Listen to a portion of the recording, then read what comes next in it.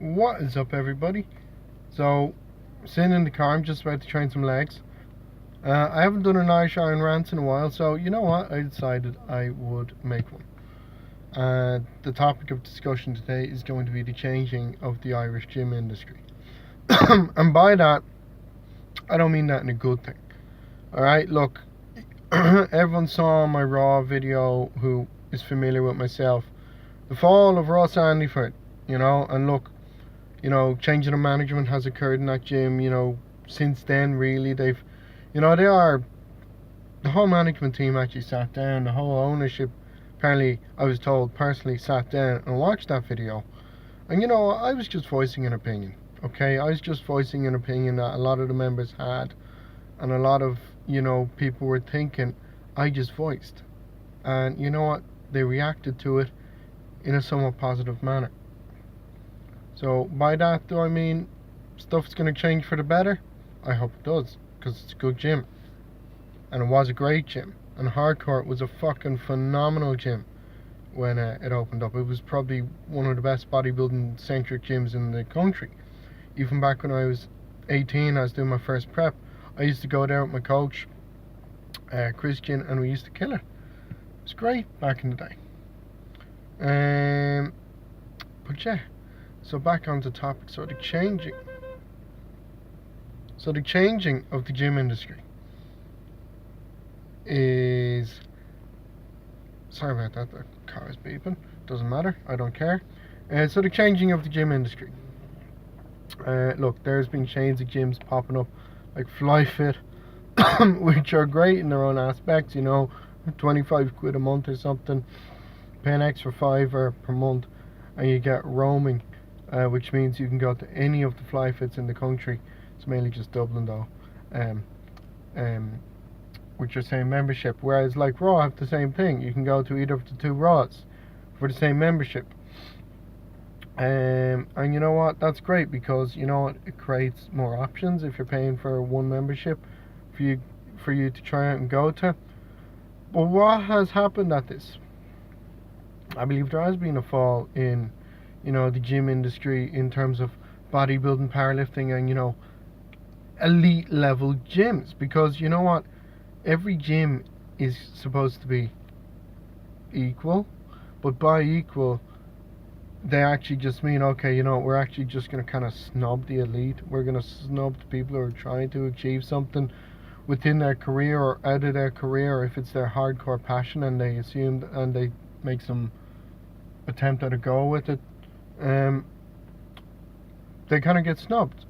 So the problem is now you have these huge chains popping up, and they are changing. But so when you notice a gym, and hardcore gyms are shutting down. I mean, Powerhouse Gym changed to Power Gym on near the Jervis Centre in town. It was a basement gym. It used to be a hardcore bodybuilding gym. Tommy Staunton knows that that's where he used to train for the majority of his successful career. He can back me up on that.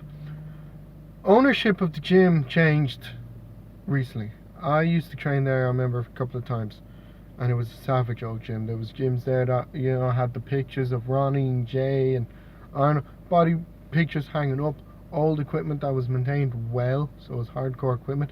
Ownership changed. Guess what? Became cookie cutter, run of the mill kind of just gym. It's not the same as it was. Then you have these other gyms popping up that pretend to be hardcore. So like a gym like that in my mind would be like TNT and Bray. Go Gym in Greystones, I used to love that gym. In terms of it being equipped, probably in South Dublin, I think it's the best equipped gym, hands down. There's no other gym that's equipped as well as it is with the sorry with the Strive equipment, as jacuzzi, steamers. So it's more like a leisure centre, but the actual equipment is phenomenal. I trained there, was a member there for about a year and a half, 2 years. In terms of the membership base, I think again it's changed. So the younger generation that are going into these gyms is more like when I was starting out. I wanted to be a pro bodybuilder since I was 14. There was no such thing as men's physique or fucking anything like that. So I went in, I trained my ass off. I mean, I trained in Go Gym before it was Go Gym, when it was Jackie Skelly's. If that makes any of you guys, you're probably all older than me, but makes any of you feel young, young, that, yeah, look, come on. Like, I've been at this for, Jesus, nearly 8 years at this point now, which is long enough. Like, and even now I'm only finding my groove. I'm really only finding my strife. Oh, fuck. Whoop.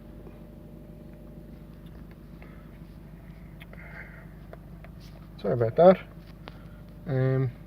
That's the joys of not having a tripod. That's the joys of filming DIY. But yeah, back to the point. So, in terms of the gym culture, I think is changing for the worse, because number one, gyms aren't accepting of people that are actually trying to do well in the gym. Even in Westside Gym, I love it. Hardcore bodybuilding gym, phenomenal equipment, really good atmosphere. You notice the new social media crew are moving in. You know, they're more preoccupied with pretending that they train hard and pretending that they're doing like some amazing training. And like, when I see one of them training their mate and they're squatting a hack squat with no plates, but they're focused on a good camera angle, put the phone away and at least do a set. Or if you're going to record a set, record a good heavy set or a hard working set. Show people how it's meant to be done. Not some, bullshit. So yeah, so I'm going to name a few gyms. Like, look, my favorite gym at the moment is, the gym, Monaster Evan. And that being because the gym, number one, was set up by Glenn, personally himself. It's a family-run business. His son works there, his wife, he's there most of the time. He welcomed me in with open arms. I've no issue driving an hour each way to go there when you're going to get a positive experience, when you're going to get a gym that welcomes you in with open arms and has phenomenal equipment and actually maintain it. So if something breaks, it's fixed, personally, by him. Or, he deals with it directly because he trains there himself.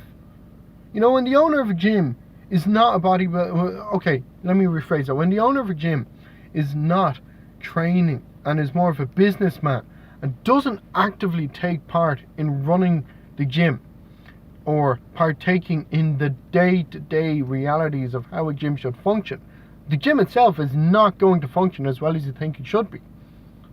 But when someone like Glenn is actively welcoming in elite athletes, bodybuilders, powerlifters, arranging seminars, along, what that does with the people in there going in there for the crack? It motivates the living hell out of them. And it's an all-inclusive environment. That's what it should be.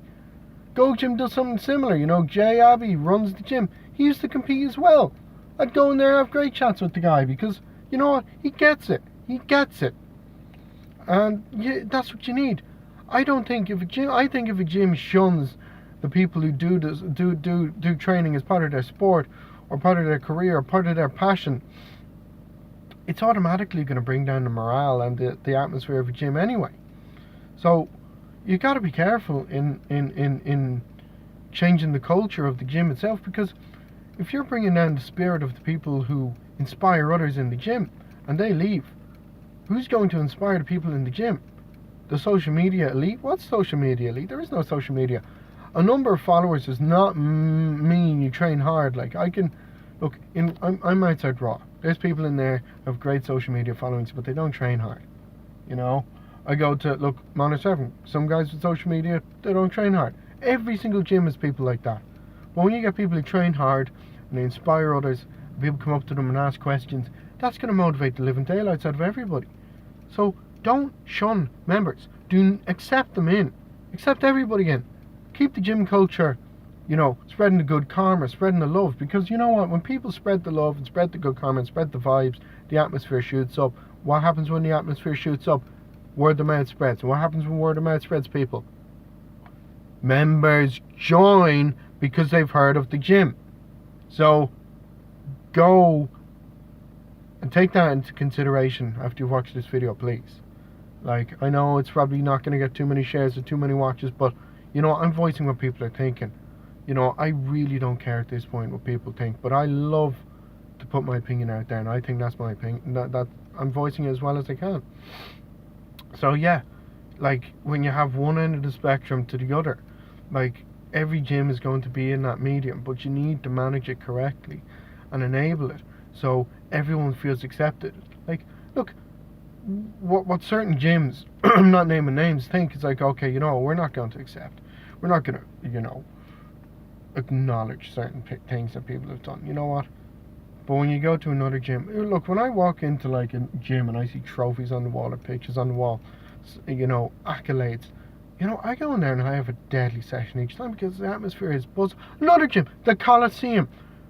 The Coliseum, when you have guys like Mark Dorr, Brian Hickey, Davey Byrne, you have boxers in there, you have, a boxing ring, you have strong guys and girls and competitors and whatever in there. It motivates the hell out of you, and everyone's friendly in those places, whereas in like these other gyms people kind of snub you. So yeah, I'm just saying, keep that in mind. In terms of the best gyms in the country, I think the gym is number one at the moment for me. I love going there, meeting up with Shane Cullen, and I've been training with Victor and Shane. I've known Shane since I was a long time. Glenn is doing a great job of running that place. And I guarantee you, as my off season progresses and I, finish college in December and I start prepping, I want to be the best bodybuilder I can be. So I'm going to drive to the best gyms that I can do. So that gym, the Coliseum, Westside, those would be the top three in my opinion in the country at the moment. Gold Gym in terms of equipment's up there, but the atmosphere is lacking. And then Raw Hardcore used to be up there. Not so much anymore, but I'll put it in there because Tommy's there, and when you see Tommy, it's always inspiring. So yeah, please give this video a like, a subscribe to the channel and everything, and share this. I'll put on more videos, and please look, give me topics I can talk about, because I've no issue voicing my opinion. I just need topics to talk about. So yeah, I'm out.